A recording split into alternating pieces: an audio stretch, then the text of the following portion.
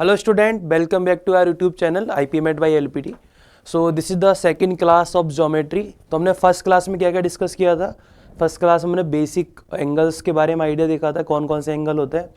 Then हमने start किया था ट्राइंगल की कुछ बेसिक प्रॉपर्टी और उसके बेसिस पर कुछ क्वेश्चंस किए थे।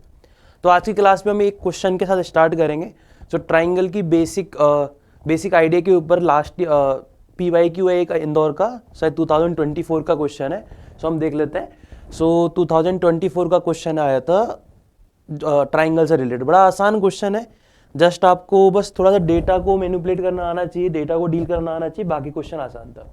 क्या क्वेश्चन है आपके पास? ABC ए ट्राइंगल है such that AB and AC equal है। सबसे पहले हम ट्राइंगल फॉर्म कर लेते हैं। So we construct a triangle like that. तो triangle ABC, this is a triangle ABC।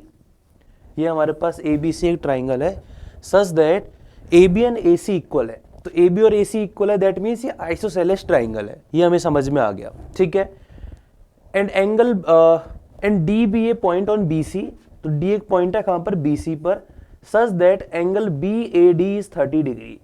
So this angle is 30 degree. And E भी ये point on AC such that AD equal to DE। तो एक यहां पर एक पॉइंट है E AC पर, such that AD and DE ये दोनों एक दूसरे के इक्वल है, ठीक है। सो AD एंड AE तो ये दोनों एक दूसरे के इक्वल है, ये वाला और ये वाला, ये दोनों एक दूसरे के इक्वल है। देन आपसे एंगल CDE के बारे में पूछा है। तो CDE this was the angle, आपसे इसके बारे में पूछा है। तो क्या क्या चीजें हमें समझ में आ रही है, हमें देखना है कि हमें क्या क्या समझ में आ रहा है और कौन कौन सी चीजें मुझे अप्लाई करनी है। हमें ये वाला एंगल फाइंड करना है, दिस इज माई टास्क, ठीक है। तो ये मुझे फाइंड आउट करना है। तो कैसे करेंगे, क्या अप्रोच हो सकती है?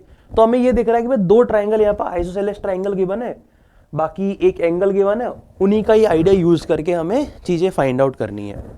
तो कैसे करेंगे, देखो क्या क्या चीज हमें समझ में आ रही है। लेट्स सपोज एक बार देख लेते हैं, हमें जो चीज हमें समझ में आ रही है हम एक बार बना लेते हैं। सो अगर ये दोनों लाइन्स इक्वल है, तो अगर मैं ट्राइंगल ADE की बात करता हूं और ट्राइंगल ADE में AD और AE इक्वल है, इसका मतलब इनके जस्ट अपोजिट एंगल वो भी इक्वल होंगे। इसका मतलब क्या हुआ, ये वाला एंगल अगर अल्फा है, सो इस लाइन के अपोजिट एंगल अल्फा है, तो ये वाला भी अल्फा होगा। क्या ये वाली बात क्लियर है? हम कौन से ट्राइंगल की बात कर रहे हैं? ट्राइंगल ADE की बात कर रहे हैं। और अगर ट्राइंगल ADE में दो एंगल अल्फा और अल्फा मुझे पता है, तो ये वाला एंगल कितना होगा? 180 में से इन दोनों का एडिशन माइनस कर दूं, सो 180 minus 2 alpha. So angle DAE alpha की टर्म में आ गया 180 माइनस 2 अल्फा। तो इसका मतलब कंबाइन जो एंगल है, एंगल A जो इन दोनों पार्ट से मिलकर बना है, वो कितना हो जाएगा? एंगल A हो जाएगा 180 minus 2 alpha plus 30, that is 210 minus 2 alpha. ये मेरे पास बनेगा। सो एंगल A मेरे पास कंप्लीट आ गया, कंप्लीट एंगल A आ गया। सो अगर हम ट्राइंगल ABC की बात करें, तो हमें पता है कि ट्राइंगल ABC में ये दोनों साइड भी कंप्लीट हमारे पास आइसोसेलेस ये दोनों साइड भी इक्वल है, मतलब ये भी एक आइसोसेलेस ट्राइंगल है ABC। अगर ABC आइसोसेलेस ट्राइंगल है, सो इनके अपोजिट जो एंगल होंगे वो भी इक्वल होंगे। टोटल एंगल 210 माइनस 2 अल्फा है, तो ये दोनों एंगल कितने होंगे? 180 में से माइनस करो इस एंगल को, और जो भी हमारे पास आंसर आएगा उसको 2 से डिवाइड कर देते हैं। So angle A, angle B and angle C, तो एंगल B और एंगल C तो इक्वल होंगे, तो मैं इनको एंगल B लिख लेता हूं। ये 180 डिग्री होता है। तो जैसे मैं यहां पे रिप्लेस करूंगा तो twice of angle B equal आ जाएगा 30 माइनस 2 अल्फा के। सो एंगल B की वैल्यू आ जाएगी alpha minus 15। I think let me check, ये आएगा मेरे पास 2 अल्फा माइनस 30 सिंप्लीफाई करके। सो एंगल B आ जाएगा अल्फा माइनस 15। तो ये वाला एंगल भी अल्फा माइनस 15 डिग्री, सारी की सारी चीज अल्फा की टर्म में आ गई, और ये वाला एंगल भी अल्फा माइनस 15 डिग्री आ गया। बट मुझे फाइंड आउट क्या करना है? मुझे तो ये वाला एंगल फाइंड करना है, एंगल CDE। तो अब मुझे क्या देखना है, थोड़ा ध्यान से अगर मैं देखूं, इस वाले ट्राइंगल को देख रहे हैं, ट्राइंगल ABD को, ट्राइंगल ABD को अगर हम थोड़ा ध्यान से देखें,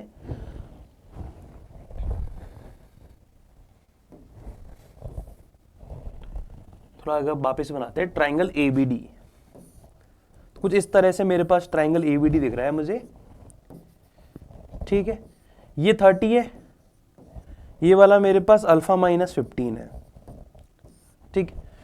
अगर मुझे ध्यान से देखूं तो ये जो कंप्लीट एंगल बन रहा है, ये क्या है? एक्सटीरियर एंगल है, किसका, ये वाला डी पर एक्सटीरियर एंगल है, और हमें पता है कि एक्सटीरियर एंगल का जो सम होता है वो क्या होता है, अदर टू इंटीरियर एंगल्स के एडिशन के।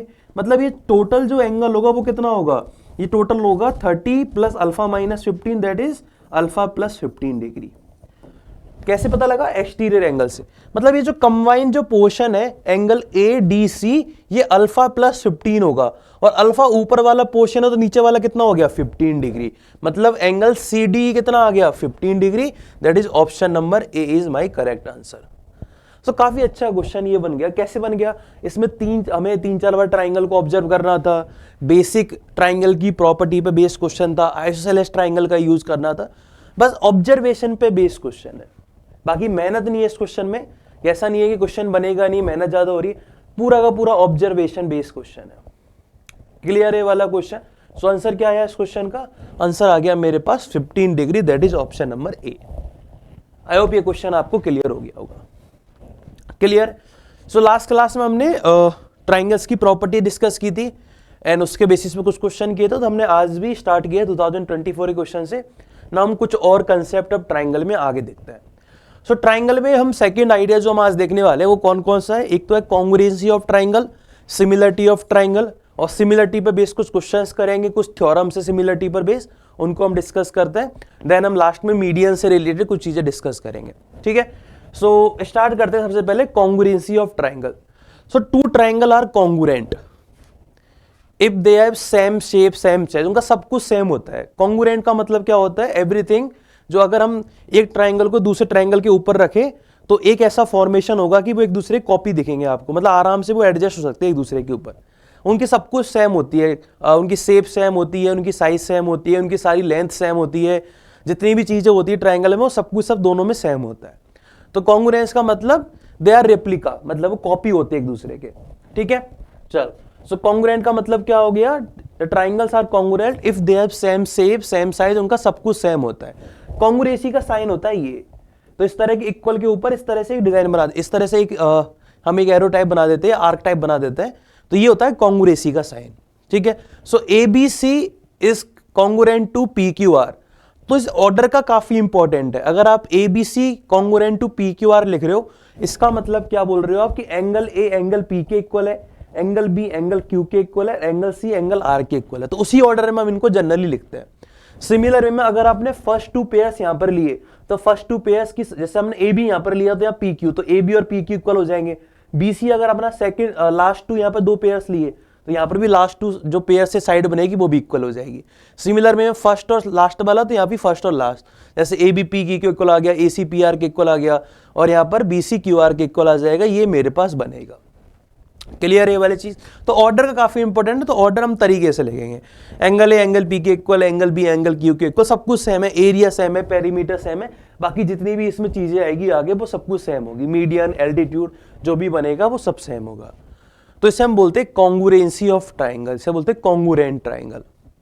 क्लियर है ये वाली चीज, यहां तक आई थिंक आपको कोई दिक्कत नहीं। आपको कॉन्ग्रुएंसी जनरली हमारे यूज कम आता है अगर हम बात करें सिमिलरिटी से, सिमिलरिटी पे बेस काफी ज्यादा क्वेश्चंस आते हैं, तो वो हम डिस्कस करेंगे भी अभी। ठीक है, चलो। सो ये हमारे पास कॉन्ग्रुएंट ट्राइंगल आ गया। सो यहाँ पर कुछ और प्रॉपर्टीज वगैरह लिखी हुई है। So the two triangles are said to be congruent if they have exactly same shape and same size, जो मैंने अभी बताया।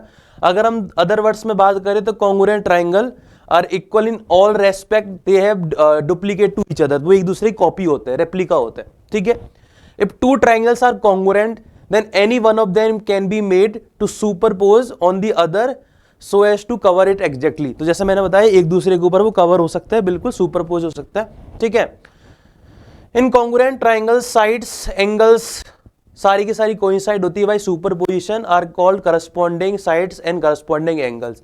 तो जैसे ए बी और पी क्यू दोनों इक्वल है तो हम बोलते हैं करस्पॉन्डिंग साइड्स इनके इक्वल है। ठीक है, the symbol is use to, तो हमने बताया था सिंबल कौन सा यूज होता है, ये वाला सिंबल इसमें कॉन्ग्रुएंटी को यूज होता है। तो वो सारी चीजें जो भी कॉन्ग्रुएंसी ऑफ ट्रायंगल है मैंने आपको एक्सप्लेन की, वो मैंने यहाँ पे लिखी भी है प्रॉपर तरीके से। क्लियर है ये वाली चीज। तो कॉन्ग्रुएंसी मतलब समझ में आ गई, just copy, nothing else, is just a copy. ठीक है, चलो अब आता है कि क्या क्या क्राइटेरिया है, कैसे हम प्रूफ कर सकते हैं कि ये दो ट्राइंगल हमारे पास है दैट आर सिमिलर ट्राइंगल। ये सिमिलर ट्राइंगल होंगे या नहीं होंगे, इससे हम कैसे प्रूफ कर सकते, नॉट सिमिलर सॉरी, कि कॉन्ग्रुएंट हो सकते हैं या नहीं, ये हमें चेक करना है। सिमिलरिटी आगे डिस्कस करेंगे, कॉन्ग्रुएंट है या नहीं ये हमें चेक करना है।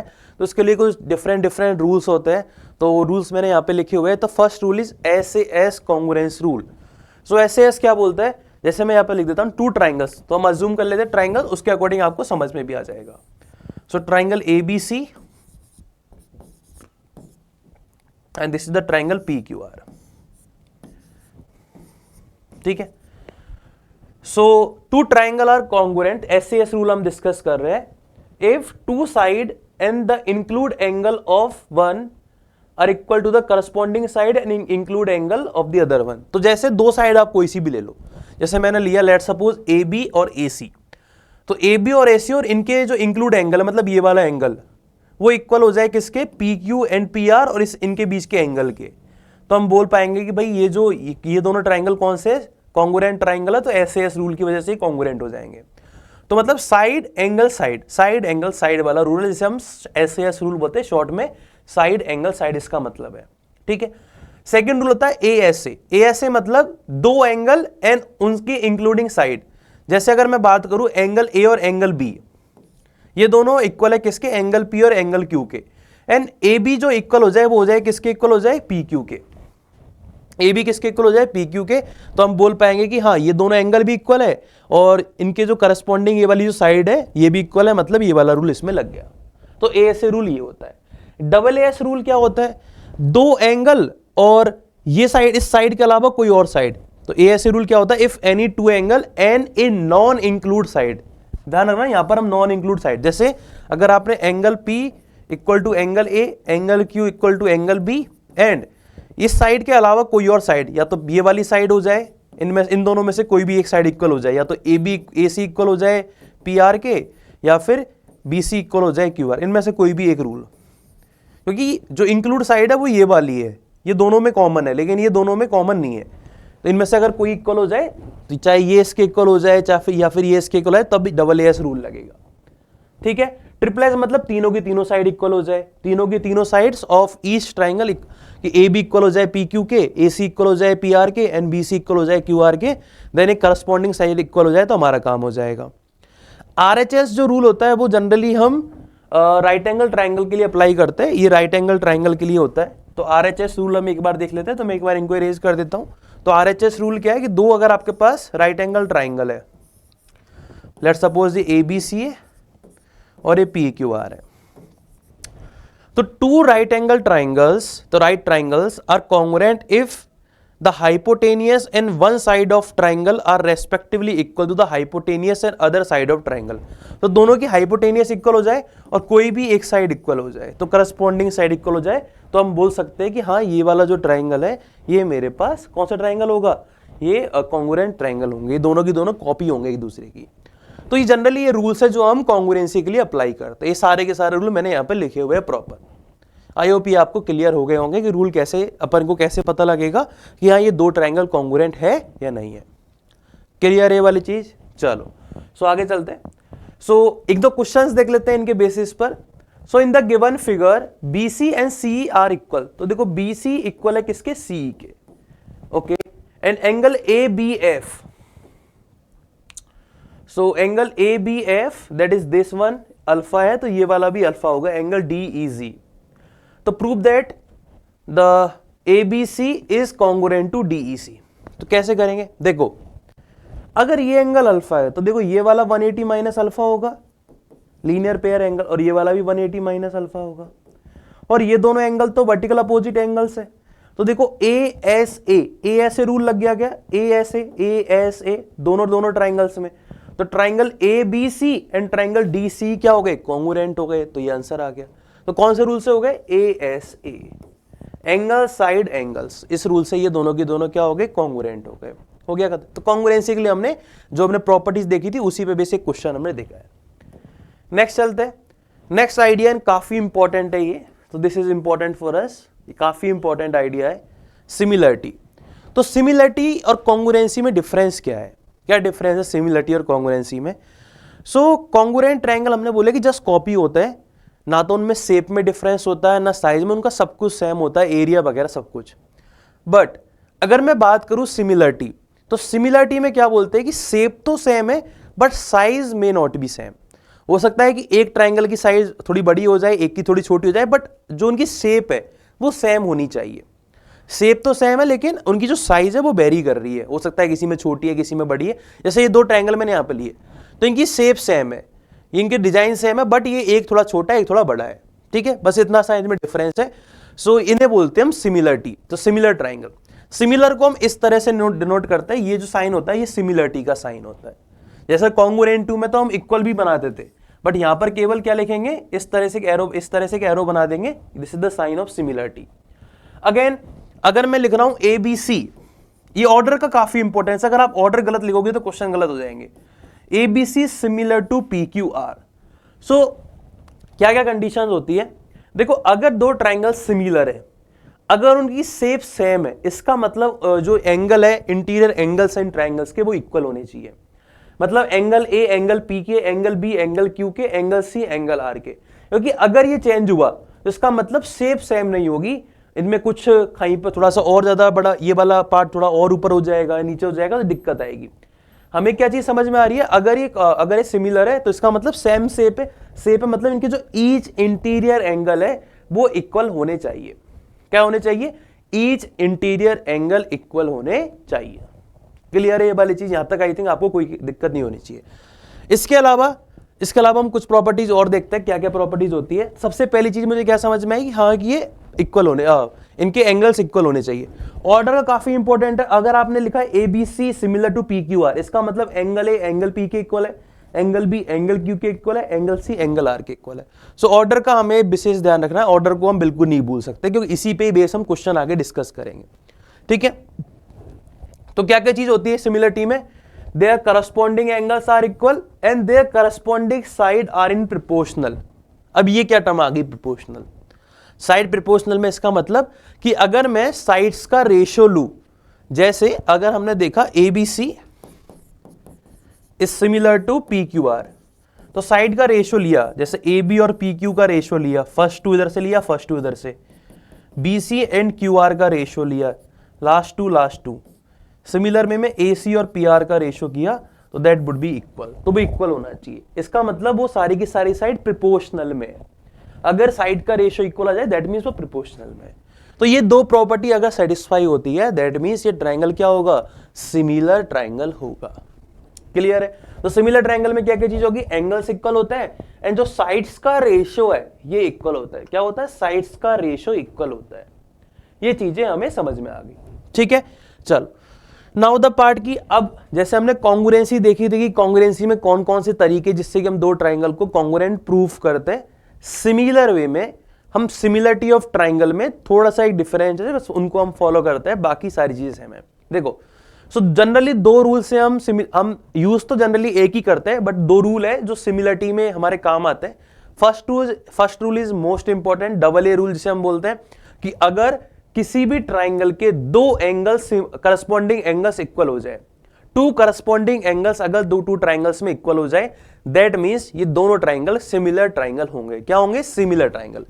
जैसे अगर मैं आपसे कहूं कि एंगल ए एंगल डी के इक्वल आ जाए, एंगल बी एंगल ई के इक्वल आ जाए, तो आप बोलोगे A B C is similar to, angle A किसके इक्वल है, डी के, एंगल बी ई के, so ABC is similar to angle D, ABC triangle ABC is similar to triangle DEF.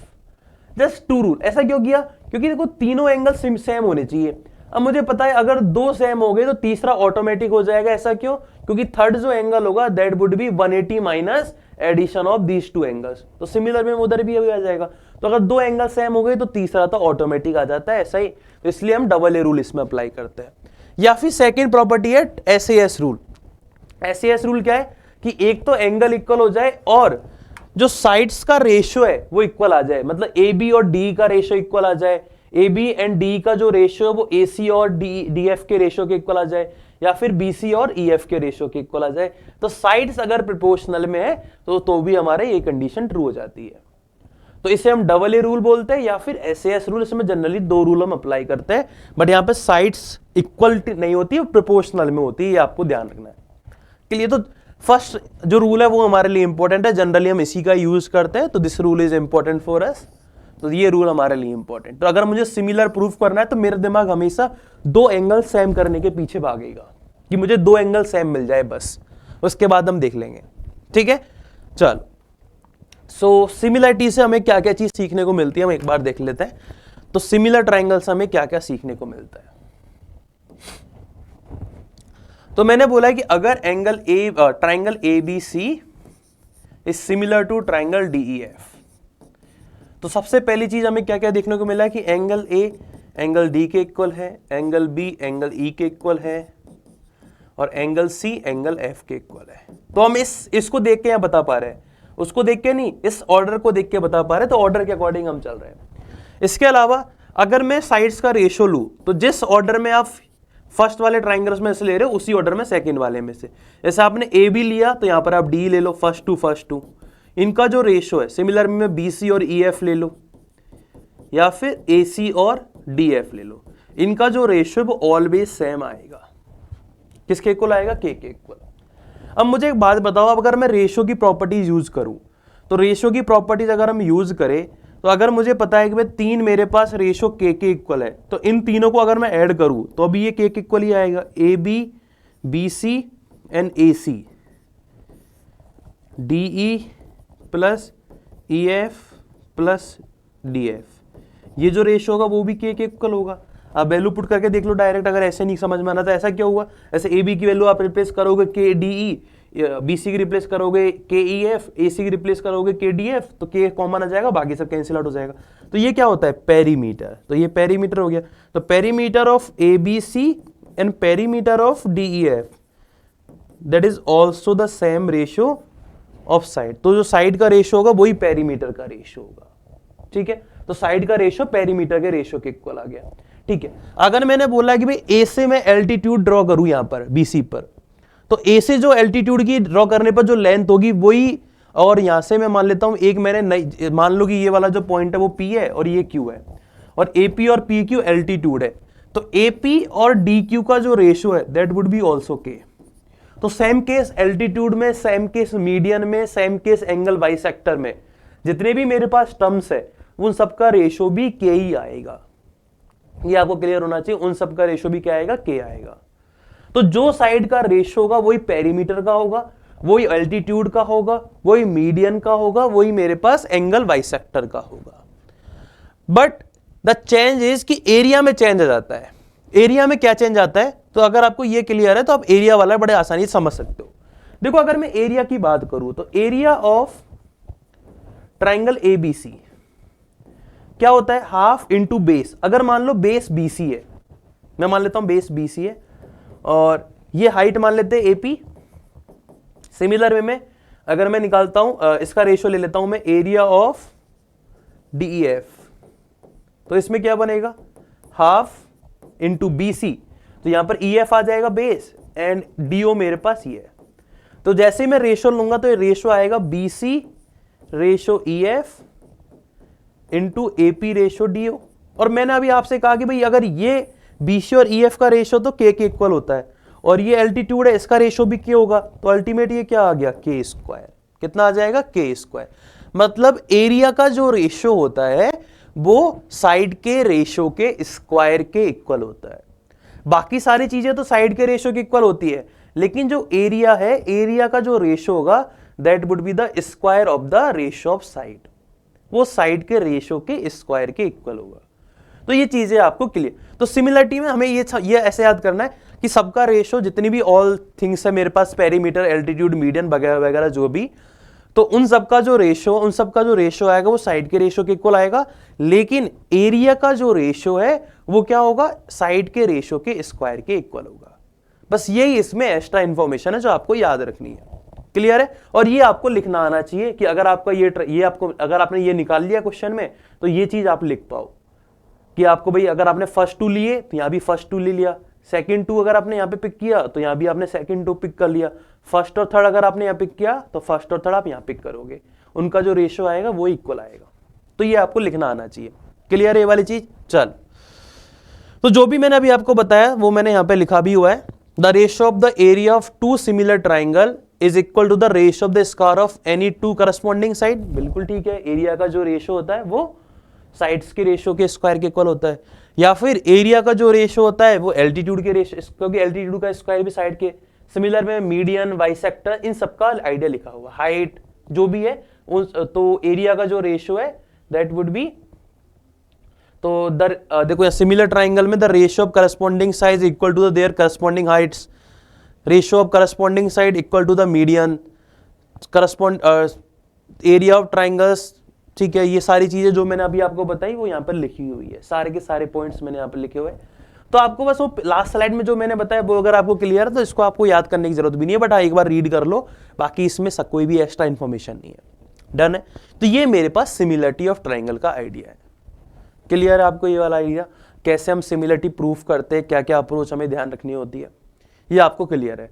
तो हमारा कॉन्ग्रुएंटी समझ में आ गया, हमें अब सिमिलरिटी समझ में आ गया। ठीक है, सो अब इनके बेसिस पे कुछ क्वेश्चन भी हम डील करेंगे।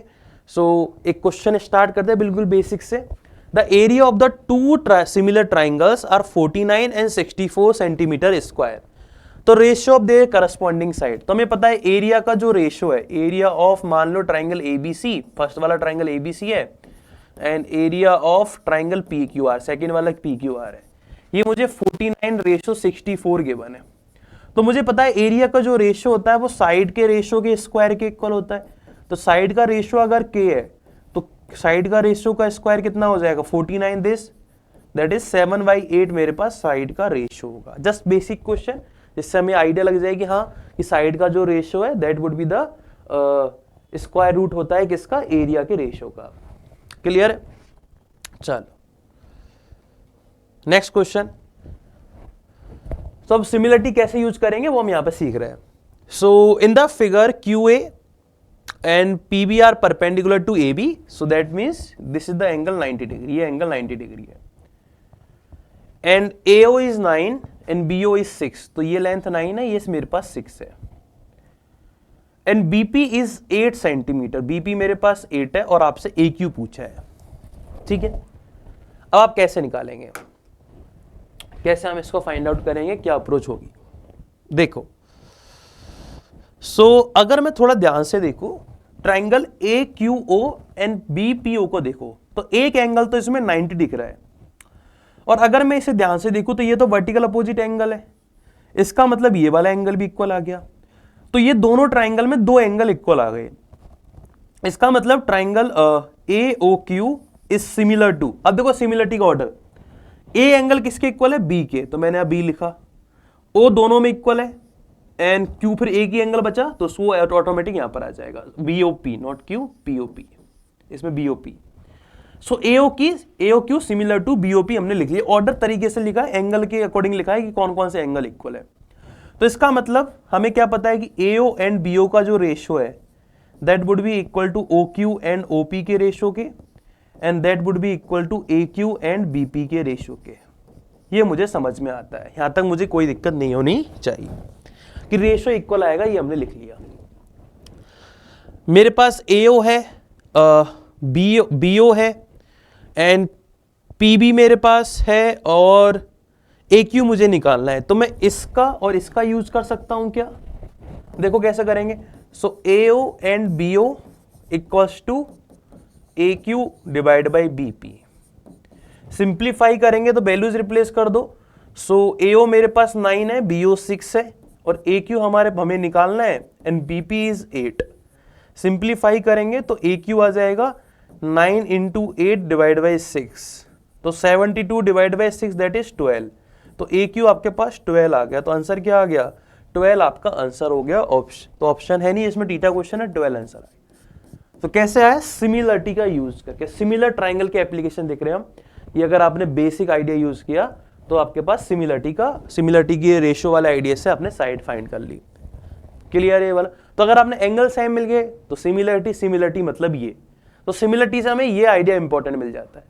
क्लियर है। चलो नेक्स्ट क्वेश्चन की तरफ चलते हैं। क्वेश्चन से पहले हम एक इंपॉर्टेंट थ्योरम देख लेते हैं जिसे हम बीपीटी थ्योरम बोलते हैं। क्या बोलते हैं, BPT theorem, basic proportionality theorem, short में क्या बोलते हैं हम इसे, बेसिक प्रोपोर्शनलिटी थ्योरम। क्या होती है ये थ्योरम, कैसे इसे अप्लाई करते हैं। क्या क्या आपको इसमें समझने की चीज़ें हैं, ठीक है। सो स्टार्ट करते हैं। देखो तो क्या स्टेटमेंट है, हम इसको प्रूफ करेंगे प्रॉपर। तो स्टेटमेंट क्या है, in a triangle, if triangle ABC आपके पास गिवन है, a line is drawn parallel to one side of an triangle. तो हमने क्या किया, बीसी के पैरेलल एक लाइन ड्रॉ की डीई, ठीक है। Then it divide the other two side in the same ratio. So same ratio में इस साइड को डिवाइड करेगी, मतलब ये जो रेशो होगा AD और DB का, वही रेशो AE एंड EC का होगा। ये हमें प्रूफ करना है, तो हम प्रूफ करते हैं स्टेप बाय स्टेप। सो हमें क्या क्या पता है, सो ABC एक ट्राइंगल है एंड DE पैरेलल है किसके, BC के, ये मुझे पता है, इतनी इंफॉर्मेशन हमारे पास है। तो हम यहां से रिजल्ट कैसा निकालेंगे, कैसे इसे प्रूव करेंगे, तो this is the application of similar triangle. तो सिमिलर ट्राइंगल की एप्लीकेशन है, कैसे इसे अप्लाई करेंगे। देखो अगर DE इसके पैरेलल BC के, तो अगर मैं आपसे कहता हूं ये एंगल अल्फा है, तो ये भी अल्फा होगा। ऐसा क्यों, हमने देखा था खांसी वाला रूल निकाला है। अगर आपको याद हो तो हमने ट्रांसवर्सल लाइंस देखी थी, तो ट्रांसवर्सल में आपने देखा होगा कि अगर आपको याद होती, अगर ये मेरे पास एक दो पैरेलल लाइन है और एक लाइन ट्रांसवर्सल लाइन से कट करे, तो ये दोनों एंगल इक्वल होता है, ठीक है। सिमिलर वे में ये वाला एंगल भी इक्वल होगा, क्योंकि ये पैरेलल लाइन है और ये दोनों पैरेलल लाइन है, तो ये इस लाइन से जो भी एंगल बनाएगी वो सेम बनेगा, ठीक है। चलो ठीक है, और एंगल ए, ठीक है। अगर मैं अब मैं आपसे दो ट्राइंगल को ऑब्जर्व करने की कह रहा हूं, स्टेप बाय स्टेप समझ रहे हैं हम।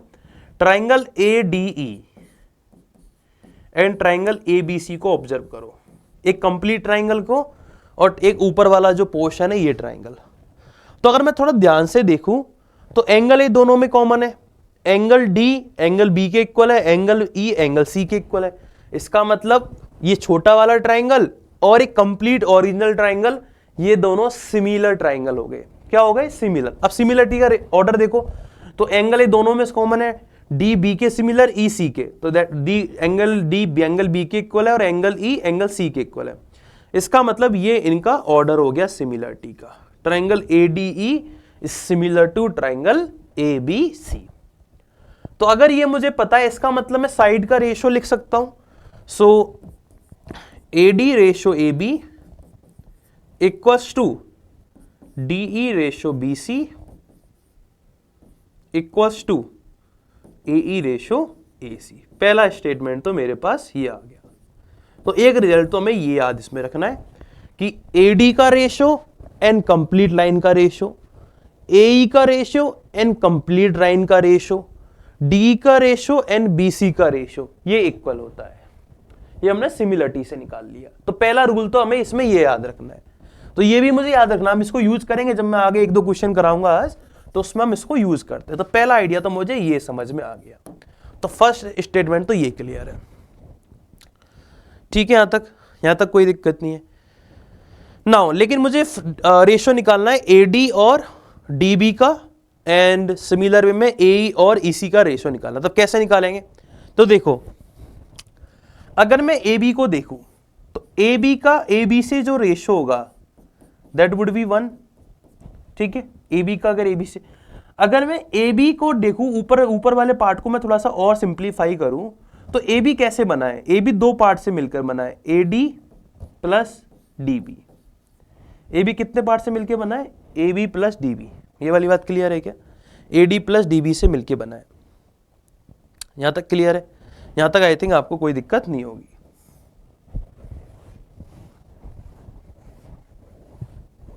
ठीक है, यहां तक आपको कोई दिक्कत नहीं है। सिमिलर में AB इक्वल टू 1, और सिंप्लीफाई करते हैं तो AD and AB plus DB and AB किसके इक्वल आ गया, 1 के इक्वल आ गया। और AD और DB का AB का जो रेशो है ये किसके इक्वल हो जाएगा, DE एंड BC के रेशो के, और सिमिलर में AE एंड AC के रेशो के। क्या ये वाली बात क्लियर है कि भाई AD एंड AB का जो रेशो है वो हम डायरेक्ट लिख सकते हैं AE एंड AC के रेशो के, यहां से हम लिख सकते हैं, कोई दिक्कत नहीं है इसमें। क्लियर है ये वाली चीज। सो इससे लेकिन मुझे AD और DB का आइडिया नहीं मिल रहा, तो AD और DB के लिए हम क्या करें, तो AD और DB का रेशो निकालना है मुझे। तो हम क्या करें, हम डायरेक्ट AD और DB ले लेते हैं। हम इसको इस तरह से ना लेके हम AD और DB प्रॉपर लेके चलते हैं। तो उससे थोड़ा सा और बेटर आ जाएगा, डायरेक्ट रिजल्ट हमें दिखने लग जाएगा। कैसे लेंगे देखो, तो AD एंड DB ये मुझे चाहिए, तो AD एंड DB का रेशो मुझे चाहिए।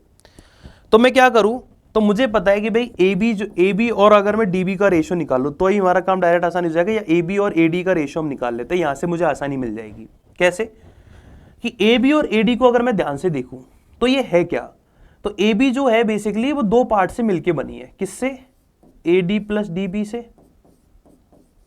एंड ये भी AD divide by AD। Simplify करेंगे तो आएगा 1 plus DB divide by AD। Clear है। तो मैंने AB और AD को लिया, जो रेशो मेरे पास यहां पर था तो मैंने इसको बस उल्टा करके लिख लिया, बाकी कुछ नहीं। सिमिलर वे में मैं किसको ले सकता हूं, AC एंड AE को लो, तो AC एंड AE को हमने अगर पिक किया तो AC बेसिकली टू पार्ट से मिलके बना है, कौन कौन सा, AE plus EC and divide by AE as it is. Simplify करेंगे कितना आ जाएगा, 1 plus EC divide by AE, ये मेरे पास आया। क्लियर है। अब थोड़ा अगर ध्यान से देखें तो अगर AD AB का रेशो AE AC के रेशो के इक्वल है तो AB AD का इनका रिवर्स करने पर भी इक्वल ही आएगा, मतलब ये दोनों पार्ट इक्वल है।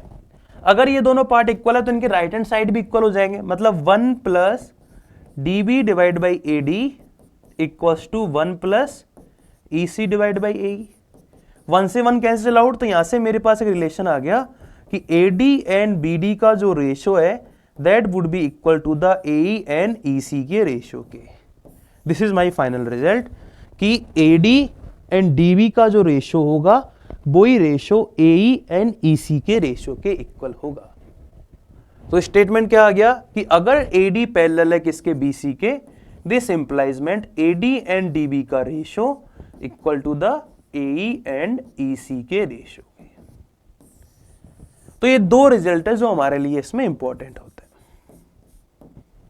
तो आपको पास कंडीशन क्या है कि जस्ट D पैरेलल हो जाए BC के, बस एक लाइन मिल जाए कि भाई एक जो लाइन हमने इस तरह ड्रॉ की कि ये सामने वाली साइड के पैरेलल है, तो अब तुरंत ये लाइन लिख सकते हो कि ये जो लाइन है ये अदर टू साइड को सेम रेशियो में डिवाइड करेगी, तो AD एंड DB का जो रेशियो है वो इक्वल होगा AE एंड EC के रेशियो के। और A के रिलेशन तो है ही, ये कहां से आया, सिमिलरिटी ऑफ ट्राइंगल, तो AD एंड कंप्लीट रेस AB and AE and complete AC का जो रेशियो होगा that would be equal to DE and BC के रेशियो के। तो ये दो स्टेटमेंट है जो हमें इसमें काम आते हैं, तो ये दोनों स्टेटमेंट आपको क्लियर होने चाहिए। क्लियर ये वाली चीज। इसके अलावा जो इसमें काम की चीज है वो क्या है, इसका कन्वर्स, इसका कन्वर्स भी ट्रू है। कन्वर्स मतलब अगर मैं आपसे कहूं कि किसी ट्राइंगल में AD एंड DB का जो रेशियो है वो इक्वल हो जाए AE एंड EC के रेशियो के, तो हम इसको तुरंत बोल सकते हैं कि ये दोनों लाइन पैरेलल लाइन होगी, मतलब DE एंड BC भी एक दूसरे के पैरेलल होगी, तो इसका कन्वर्स भी ट्रू होता है। तो कन्वर्स ऑल्सो ट्रू, इसमें कन्वर्स भी क्या होता है, ट्रू होता है। तो ये भी आपको क्लियर होना चाहिए। तो लास्ट स्टेप में आप रिवर्स जाते हुए जाओ तो आपको ये दिखने लगेगा। क्लियर ये वाली चीज। चलो, तो ये दो हमारे पास आइडिया है। तो इसका एक स्पेशल केस है इसी थ्योरम का जिसे हम मिड पॉइंट थ्योरम बोलते हैं। क्या है वो थ्योरम कि अगर M and N are the mid point of AB and BC, M और N क्या है, मिड पॉइंट है किसके, AB एंड BC के, तो इसका मतलब क्या हुआ कि AM एंड MB का रेशो 1:1 हो जाएगा। सिमिलर वे में AN और NB का NC का रेशो 1:1 हो जाएगा। इसका मतलब मैं डायरेक्ट बोल सकता हूं कि MN is parallel to BC, क्योंकि ये सेम रेशो में डिवाइड हो गई लाइन, और हमने कन्वर्स से देखा था कि अगर ये सेम रेशो में डिवाइड हो जाएगी तो इसका मतलब AM और BC पैरेलल हो गए, तो AM एंड BC पैरेलल हो जाएगा, ये ठीक है। इसके अलावा हमने देखा था रिलेशन क्या था कि AM और MB का जो रेशो है, AN और MB का रेशो या फिर AM और AB का रेशो होगा that would be equal to AN and NC के रेशो के, AC के रेशो के, और this is equal to MN और BC के रेशो के। ठीक है, तो हमने फर्स्ट रिजल्ट देखा था लास्ट थ्योरम में। ठीक है, तो ये कितना है, AM और MB, तो अगर ये दोनों पार्ट x है तो टोटल रेशियो कितना हो गया AM और AB का 1/2, तो 1/2 equal to AN divide by AC equal to MN divide by BC। So BC कितना आ गया, ये MN कितना आ गया, MN आ गया आपके पास हाफ ऑफ BC, तो ये रिलेशन भी आपके पास आ गया। ये जो mn होगी, ये जो लेंथ होगी, that would be the half of the opposite side. तो अपोजिट साइड का ये हाफ होगी। तो ये एक थ्योरम बनी जो बेसिकली स्पेशल केस है प्रीवियस थ्योरम का। ये पूरा का पूरा प्रीवियस थ्योरम का स्पेशल केस है, जिसे हम मिड पॉइंट थ्योरम बोलते हैं। क्या बोलते हैं इसे? Mid point theorem. क्लियर है ये वाली चीज? आई होप ये आपको क्लियर हो गया होगा। चलो, तो इसके बेसिस पे हम क्वेश्चंस देखते हैं। तो फर्स्ट क्वेश्चन, अब हम 3-4 क्वेश्चन देखेंगे इसी आइडिया पे बेस, जिससे आपको समझ में आए कैसे इनको अप्लाई करते हैं। In the figure below B and C are the mid point of A D and A E respectively. तो B and C mid points है, तो पहले से ही गिवन है कि ये दोनों मिड पॉइंट्स है, तो हमें कोई दिक्कत नहीं है। The area of the quadrilateral B C E D, तो नीचे वाला जो पोर्शन है ये जो, इसका हमें एरिया फाइंड करना है। If triangle A B C is 20 square, तो ट्राइंगल ए बी सी का एरिया मुझे 20 गिवन है। तो कैसे करेंगे? तो हमने देखा था कि अगर B and C mid point है, इसका मतलब बी सी पैरेलल हो जाएगी डी के लास्ट थ्योरम से, मिड पॉइंट थ्योरम से। ठीक है, अगर ये पैरेलल है, इसका मतलब हमको ये पता है कि triangle A B C is similar to triangle A D E. ऐसा क्या हुआ? पैरेलल है तो ये दोनों एंगल इक्वल हो जाएंगे, जैसे हमने बीपीटी थ्योरम प्रूव की थी। इसका मतलब area of triangle A B C and area of ratio of area of triangle A D E किसके इक्वल हो जाएगा? साइड के रेशियो के स्क्वायर के। दैट मीन्स ए बी और ए डी के रेशियो के स्क्वायर के। और ए बी और ए डी का रेशियो कितना है? 1/2। ऐसा क्यों? क्योंकि ये इसका मिड पॉइंट है। तो अगर ये मिड पॉइंट है, इसका मतलब ए बी और ए डी का रेशियो कितना हो गया? 1/2। दैट मीन्स ये कितना आ गया? 1/4। तो area of A B C आपके पास है, तो area of A B C 20 है, तो इससे मेरे पास area of A D E आ जाएगा। कितना आ जाएगा? 80। कितना आ जाएगा? 80। तो area of triangle A D E is 80। तो टोटल एरिया 80 है, ऊपर वाला पोर्शन 20 है, तो नीचे कितना बचा होगा? तो नीचे बचा है हमारे पास 60। तो इस पोर्शन का एरिया कितना बचा होगा? 60। तो हमने क्या किया? टोटल एरिया में से ऊपर वाला एरिया हटा दिया, तो आंसर आ गया। तो पहले टोटल एरिया फाइंड आउट किया सिमिलरिटी का यूज करके, कन्वर्स का थ्योरम का यूज करके, जो हमने लास्ट देखी थी बीपीटी थ्योरम, उन सब का हमने यूज करके यहां पर ये निकाला है। क्लियर है ये वाला क्वेश्चन? डन है। सो आई होप ये क्वेश्चन आपको क्लियर होगा। नाउ एक न्यू क्वेश्चन देखते हैं। एक नॉर्मल क्वेश्चन है, it is not proper related to the similar triangle और समथिंग। डायरेक्ट देखते हैं। So in isosceles triangle A B C shown below A B equal to A C. तो again isosceles triangle है, so A B और ए सी equal है, तो ये दोनों एंगल भी इक्वल हो जाएंगे। ठीक है, D parallel to B C. Okay, angle A D F is 30 degree. Okay, angle D E F is 70 degree. Done. और डी एफ हमारे पास 4। तो length of D E find करनी है। तो देखो थोड़ा ध्यान से हम इसको देखें। तो अगर ये एंगल 70 है, तो ये वाला जो पोर्शन होगा कौन सा angle? Angle A F D. तो यहां पर लिख देता हूं मैं एंगल ए एफ डी। कितना होगा ये? 180 माइनस 70, दैट इज 110। तो यहां से अगर मैं ट्राइंगल ए डी एफ को देखूं, तो ट्राइंगल ए डी एफ में अगर आप थोड़ा ध्यान से देखो, तो ट्राइंगल जो एंगल डी ए एफ है वो कितना हो जाएगा? 180 माइनस 30 माइनस 110, तो कितना आ गया? 40 डिग्री। कितना आ गया? 40। सो ये जो पोर्शन है दैट वुड बी 40। क्लियर है क्या?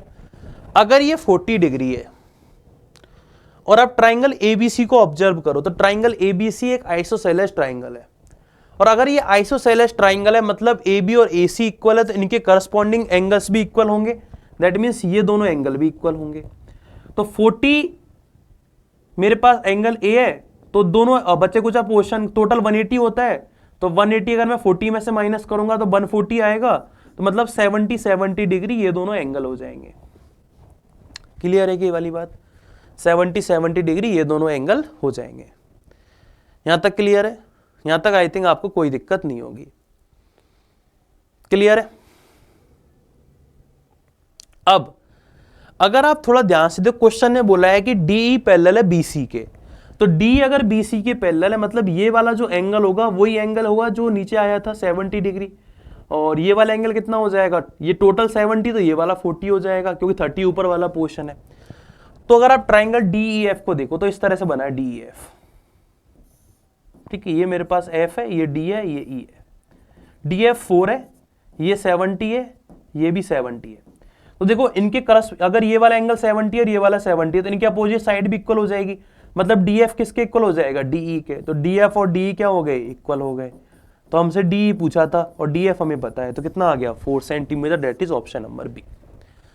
तो पहले हमने इसमें देखा, तो हमने क्या क्या चीज की है, पहले तो हमने एंगल्स निकाले जितने भी हम निकाल पाए, उसके बाद पैरेलल लाइंस है, पैरेलल लाइंस की हेल्प से हमने एंगल FED निकाला है एंड FDE भी निकाल लिया, तो दोनों निकल गए। तो इससे पता लग गया कि भाई जो ट्राइंगल DEF है आइसोसेलेस ट्राइंगल है, और आइसोसेलेस ट्राइंगल है तो इसके अपोजिट एंगल्स अगर इक्वल है तो साइड भी इक्वल हो जाएगी, तो वहां से हमारे पास DF आ गया, DE आ गया।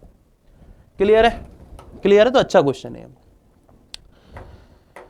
So again this is again एक काफी इंटरेस्टिंग क्वेश्चन है और काफी अच्छा क्वेश्चन है ये।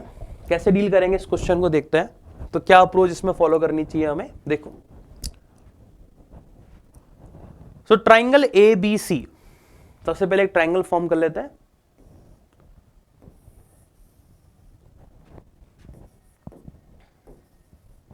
This is a triangle ABC, D and E are the point on BC and AC.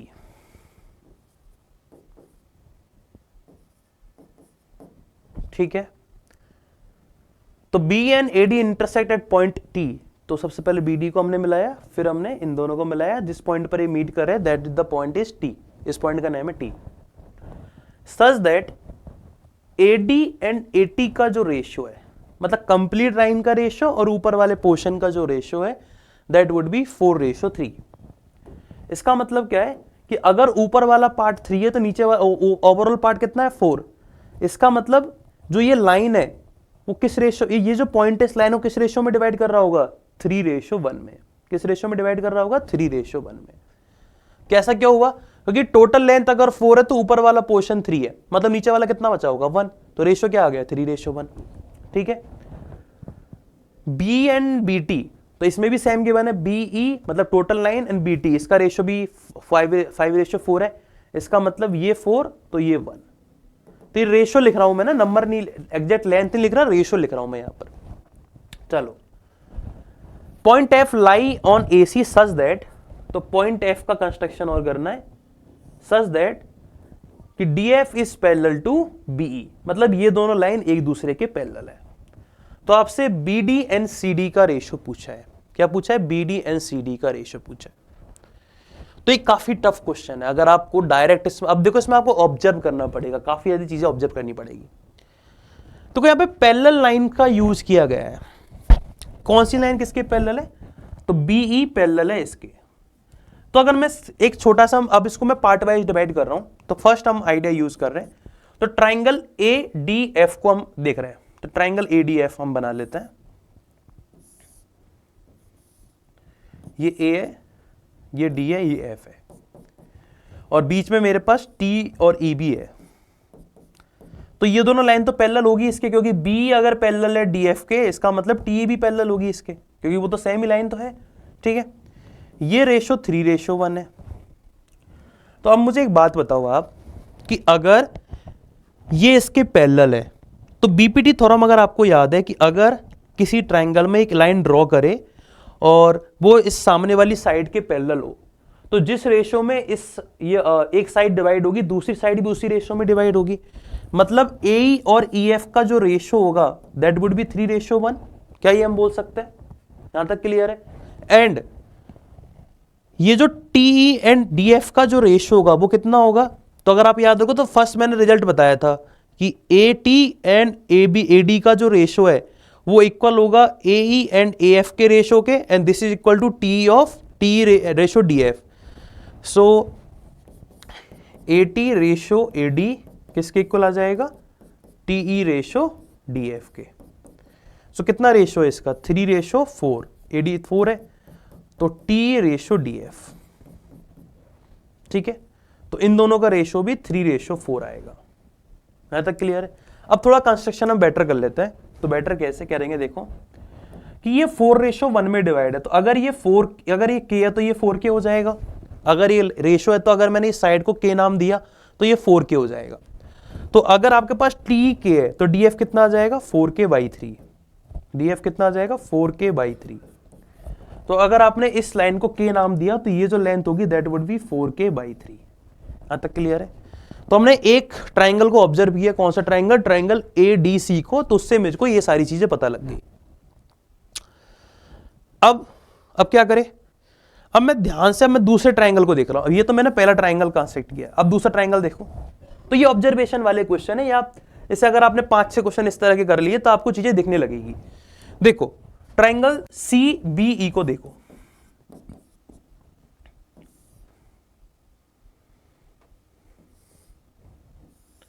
ये मेरे पास ट्राइंगल CBE, तो ये मेरे पास E है, ये मेरे पास B है, ये मेरे पास D है, ये F है, ये C है। ये दोनों पैरेलल एक दूसरे के। ये टोटल लेंथ है 5k, 4k प्लस के, और ये लेंथ है 4k/3। ये दोनों लाइन अगेन पैरेलल है, ठीक है। तो जिस रेशो में ये साइड डिवाइड होगी उसी रेशो में ये वाली साइड डिवाइड होगी। तो आप मुझे बता सकते हो क्या? तो इससे आपको क्या क्या चीज पता लग रही है? तो अगर मैं ध्यान से देखूं तो DF एंड BE का जो रेशो है वो कितना आ जाएगा? 4k/3 divide by 5k, that is 4k divide by 15k, तो 4/15। यही रेशो किसके इक्वल होगा? ये रेशो इक्वल होगा हमारे पास CF एंड CE के, और यही रेशो इक्वल होगा CD एंड BD के, CD एंड CB के, ठीक है। मतलब ये वाला पोर्शन और total portion, again BPD theorem. तो इसका मतलब क्या है कि अगर ऊपर वाला पार्ट 4 है तो टोटल पार्ट 15 है, ये वाला पार्ट 4 है तो टोटल पार्ट 15 है। तो अगर मुझे बताओ ये वाला पार्ट 4 है तो टोटल पार्ट 15 है, तो बचा कितना? 11। तो BD और CD का रेशो कितना आ गया? 11:4। तो 2 बार BPD थ्योरम यूज करी है इसमें। दो ट्राइंगल हमने देखे, और दोनों कंसेप्ट, ऐसा नहीं कि एक कंसेप्ट यूज हुआ है। BPD थ्योरम में हमने जो 2 कंसेप्ट पढ़े थे दोनों इसमें रेगुलर बेस में यूज हुए। तो एक काफी अच्छा क्वेश्चन फ्रेम होता है। तो इसमें 2 बार BPD थ्योरम यूज हुई है। बस 2 इसमें ट्राइंगल ऑब्जर्व करने थे। एक ट्राइंगल से आपको DF फाइंड करना था और दूसरे ट्राइंगल में उसको यूज करना था, अगेन BPD थ्योरम का यूज करके। तो एक काफी अच्छा क्वेश्चन फ्रेम हो गया। क्लियर है ये वाला क्वेश्चन? चलो तो नेक्स्ट क्वेश्चन की तरफ मूव करते हैं। Triangle ABC, AB equal to AC equal to 12, ठीक है। तो अगेन एक ट्राइंगल फ्रेम करते हैं। तो ट्राइंगल ABC है मेरे पास, AB 12, AC 12, AD 8 है, AD extend to E such that angle ACB equal AEB, तो AEB बना लेते हैं। सो अगर ये एंगल अल्फा है सो ये भी अल्फा होगा, ऐसा बोला गया है, ठीक है। और अगर आइसोसेलेस ट्राइंगल है, ABC आइसोसेलेस ट्राइंगल है, तो ये वाला एंगल भी अल्फा होगा। अब तो ये आपको दिख ही रहा होगा। सो हमें क्या फाइंड करना है? हमें AE फाइंड करना है। तो उसके लिए मुझे DE निकालना होगा, क्योंकि हमें ये वाला पोर्शन तो 8 बचा है लेकिन DE के बारे में आइडिया नहीं है। तो या तो कंप्लीट AE मिल जाए या कंप्लीट DE मिल जाए तो हमारा काम हो सकता है। तो क्या करें? कौन कौन से आइडिया यूज कर सकते हैं? सो कौन कौन से ट्राइंगल, सिमिलर ट्राइंगल हम देख पाएंगे? अब देखो हमें समझ में आ रहा है कि साइड्स गिवन है, कुछ एंगल्स गिवन है, तो कहीं ना कहीं सिमिलरिटी यूज हो सकती है, क्योंकि इसके अलावा और कुछ हमें पता नहीं है। सिमिलरिटी का यूज हम जनरली इसमें कर भी सकते हैं। तो कैसे करेंगे देखो। सो थोड़ा ध्यान से ऑब्जर्व करते हैं। सो एंगल कहां पे? एंगल अल्फा इधर भी है, इधर भी और इधर भी है। सो देखो अगर मैं ध्यान से देखूं तो मुझे ज्यादा से ज्यादा पोर्शन भी यूज करना पड़ेगा, किसका? AD इनका। तो देखो कैसे करेंगे।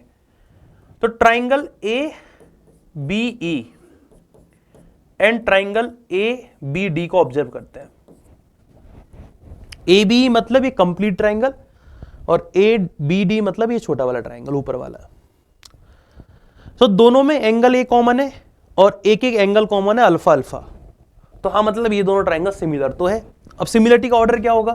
तो ट्राइंगल ABE, तो देखो A तो दोनों में सेम है। एंगल B पे यहां पर एंगल कितना है पता नहीं, लेकिन E पे पता है अल्फा। और ये एंगल यहां पर किस पर है, बी पर, तो ये बनेगा ADB रेशियो। देखो एंगल ई एंगल बी के इक्वल है, एंगल ई अल्फा है ABE में, तो यहां पर ADB में वो अल्फा है, ठीक है। तो ये इस तरह से बन गया, तो ये ऑर्डर हो गया। तो लिख लो क्या क्या चीजें पता है, तो AB एंड AD का जो रेशियो है that would be equal to the BE and BD के रेशियो के, and that is equal to AE and AB के रेशियो के, ठीक है। अब मेरे को क्या क्या पता है, मुझे AB पता है, AD पता है और AE मुझे फाइंड आउट करना है, तो मैं इन दोनों का यूज कर लूं, ये दोनों टर्म्स का। तो AB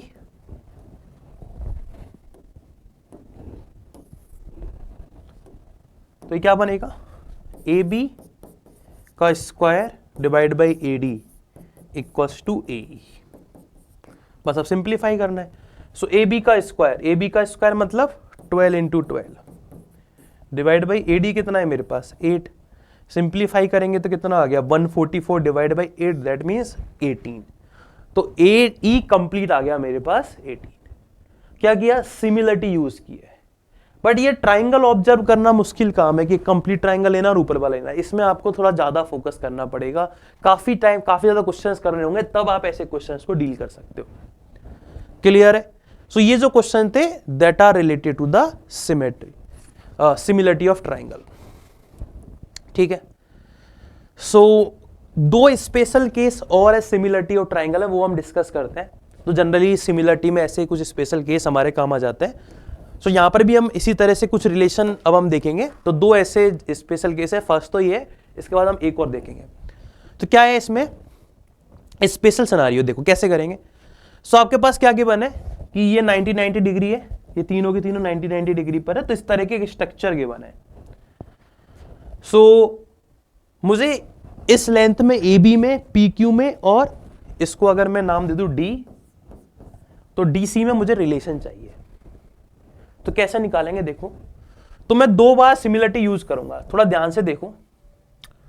triangle ABC and triangle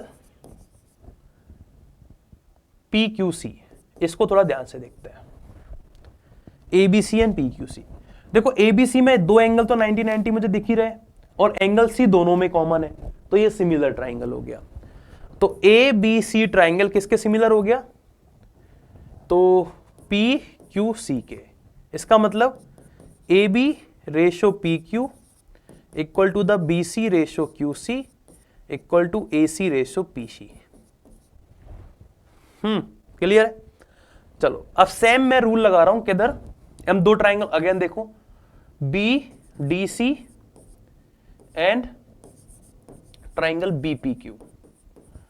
तो अगेन इसमें देखोगे आप, तो ये दोनों 90-90 डिग्री है ही और एंगल भी दोनों में कॉमन है। तो ऑर्डर क्या हो गया, BDC similar to B, angle Q हमारे पास एक में एक तरफ C पे बन रहा है, Q पे बन रहा है, तो PQ।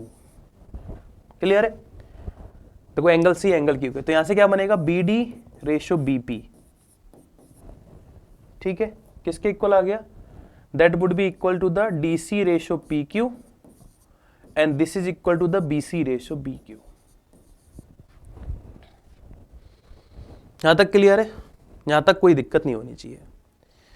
सो इतना मुझे समझ में आ गया कैसे कैसे क्या हो रहा है। क्लियर है ये वाली चीज। चले आगे।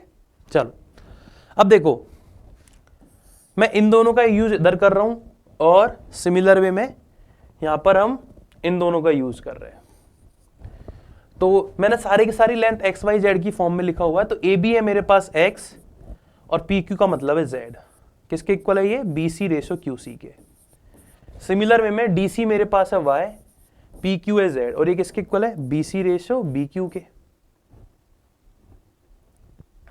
BQ के, ठीक है। सो अगर मैं थोड़ा ध्यान से देखूं तो इसको उल्टा करके लिखते हैं एक बार। तो देखो ये क्या बनेगा, तो BQ रेशो BC किसके इक्वल आ गया, Z रेशो Y के। सिमिलर वे में QC रेशो BC आ जाएगा मेरे पास Z रेशो X के। जैसे मैं इन दोनों को ऐड करूंगा तो लेफ्ट हैंड साइड क्या बनेगी, BQ plus QC divide by BC equal to z plus z upon x और z अपॉन वाई। और B Q plus Q C क्या है? B Q plus Q C तो बी सी है, मतलब ये ऊपर बी सी बन गया, तो B C ratio B C कितना आ गया 1।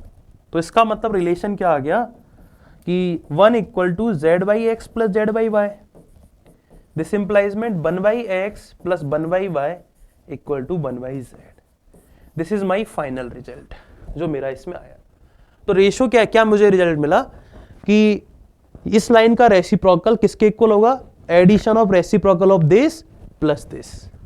तो ये रिलेशन मेरे पास आ गया। तो कैसे आया? सिमिलरिटी का यूज करके। तो ये डेरिवेशन है और ये आपको डायरेक्ट याद भी रखना है कि अगर आपके पास इस तरह का सिनेरियो आ जाए तो आप इसको डायरेक्ट इस तरह बना सकते हो। क्लियर है? चलो तो इसके बेसिस पे क्वेश्चन देखते हैं एक छोटा सा। So in the figure given figure A B equal to 30 centimetre and C D equal to 45 centimetre. So A B given है 30, सी डी है 45 एंड बी सी भी गिवन है। बी सी कितना गिवन है? 15। तो ई एफ निकालना है। तो ई एफ तो हम डायरेक्ट भी निकाल सकते हैं without help of B C. तो ई एफ कितना आ जाएगा? तो 1 upon E F equal to 1 upon 30 plus 1 upon 45। Simplify करेंगे तो ई एफ आ जाएगा 30 इंटू 45 डिवाइड बाई 75। तो 5 से कट करो तो दिस इज 15 और ये से कटेगा 3 टाइम्स, तो आंसर आ गया 18। तो ई एफ कितना आ गया आपके पास? 18 सेंटीमीटर ई एफ आ गया। क्लियर? तो डायरेक्ट बस ऑब्जर्वेशन यूज करना है, बाकी इसमें क्वेश्चन कोई दिक्कत नहीं है।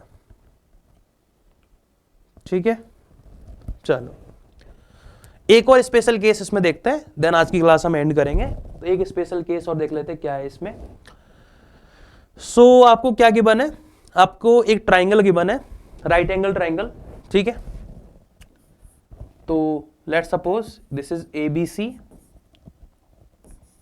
तो इसको ए नाम दे देते हैं, इसको बी नाम दे देते हैं, इसको सी दे देते हैं। और मैंने ए से एल्टीट्यूड ड्रॉ करी है किस पर? हाइपोटेनियस पर। This is also 90 degree. इसका नाम हम डी रख देते हैं। तो आप थोड़ा ध्यान से देखो तो आपको यहां पे 3 ट्राइंगल दिख रहे हैं, triangle A C D, triangle A B D and triangle A B C. आपको 3 ट्राइंगल यहां पर ऑब्जर्व हो रहे होंगे।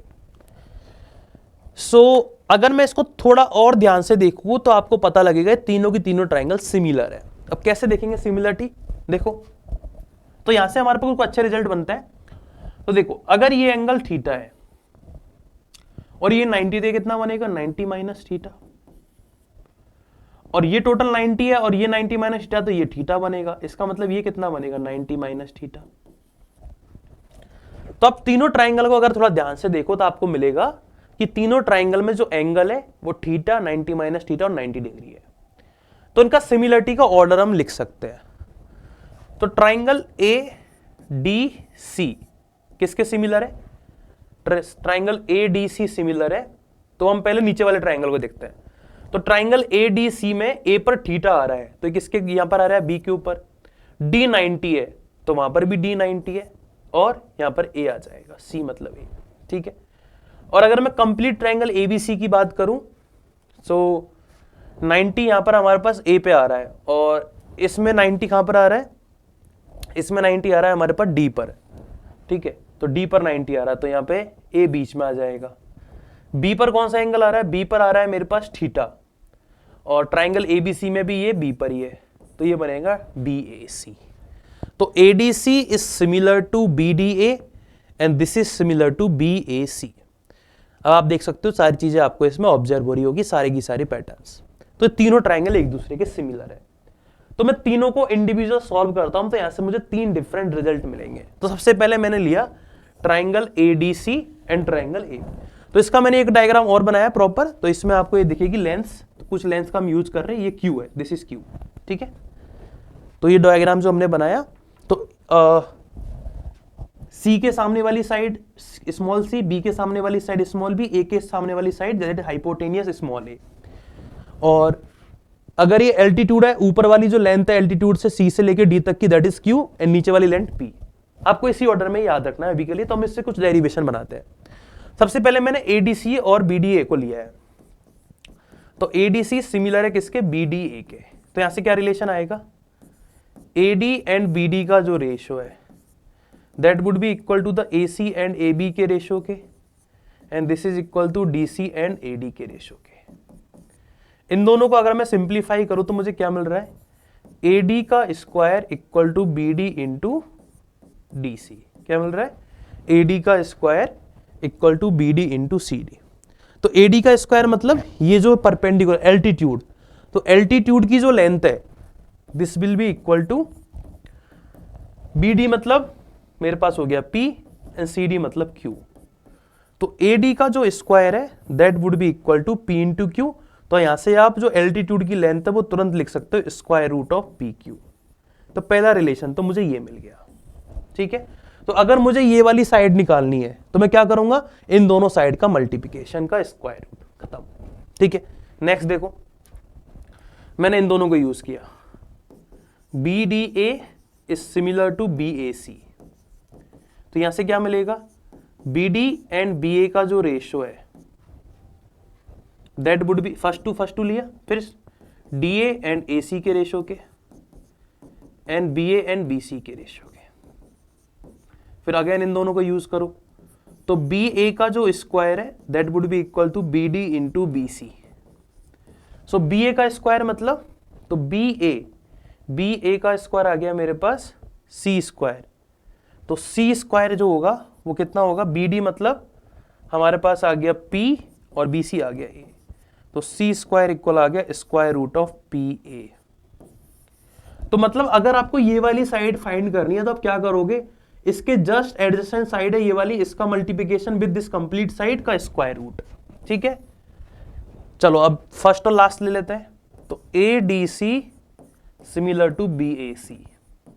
तो यहां से क्या मिलेगा, AD एंड AB का जो रेशियो है that is equal to DC and AC के रेशियो के and this is equal to AC and BC के रेशियो के, ठीक है। अगेन इन दोनों को अगर मैं सिंप्लीफाई करता हूं तो AC का जो स्क्वायर है this is equal to DC into BC।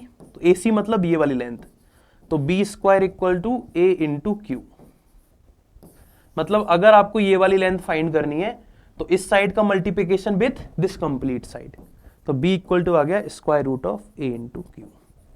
तो ये तीन रिजल्ट हमारे पास आते हैं। तो पहला रिजल्ट तो ये तीनों की तीनों ट्राइंगल सिमिलर ट्राइंगल है, और लास्ट रिजल्ट ये हमारे इसमें काम आता है। तो अगर आपको एल्टीट्यूड निकालना है तो इन दोनों लेंथ का मल्टीप्लिकेशन का स्क्वायर रूट, अगर आपको ये वाली लेंथ निकालनी है तो इसका और इस कंप्लीट साइड का स्क्वायर रूट, अगर ये निकालना है तो आपके पास इसका और इस कंप्लीट साइड का मल्टीप्लिकेशन का स्क्वायर रूट। तो ये तीन रिजल्ट हमारे पास निकलते हैं। तो ये हमारा लास्ट केस था किसका, सिमिलरिटी का।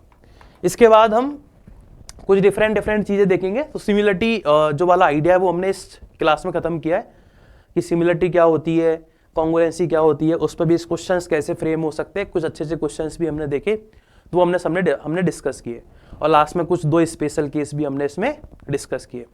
इसके बाद हम median mode and medians, altitude bye angle bisectors, perpendicular bisector, इनके इंटरसेक्शन पॉइंट, सेंट्रोइड, इन सब के बारे में नेक्स्ट क्लास में डिस्कस करेंगे। तो अगर आपको ये प्रॉपर तरीके से सारी चीजें डिस्कस करनी है तो आपको ये बेसिक ये वाला जो हम पढ़ते हुए आ रहे हैं आपको क्लियर करते जाना है, स्टेप बाय स्टेप नोट्स बनाने हैं, प्रॉपर थ्योरी हम रिवाइज कर रहे हैं विद क्वेश्चंस। तो आपको कहीं एक्स्ट्रा जाने की जरूरत ही नहीं है, you just follow this video and this lectures. आपको ये लेक्चर्स आपको कंटिन्यू फॉलो करने हैं और आपकी सारी चीजें क्लियर हो जाएगी। क्लियर है? सो एक बार आप इन्हें रिवाइज कर लो, नेक्स्ट क्लास में कुछ और नए कॉन्सेप्ट के साथ मिलेंगे। तब तक के लिए थैंक यू, बाय बाय।